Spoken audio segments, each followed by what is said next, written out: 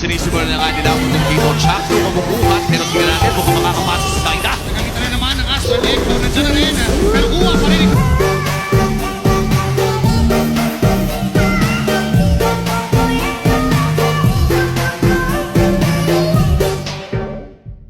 Okay, may mahahanap pa sila Silver at Shaku.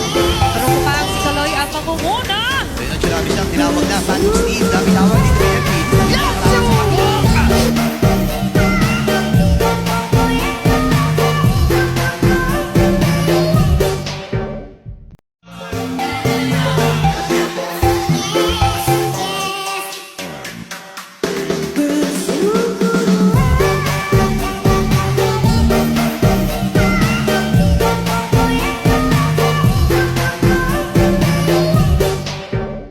Persik is coming, pero sa press spot!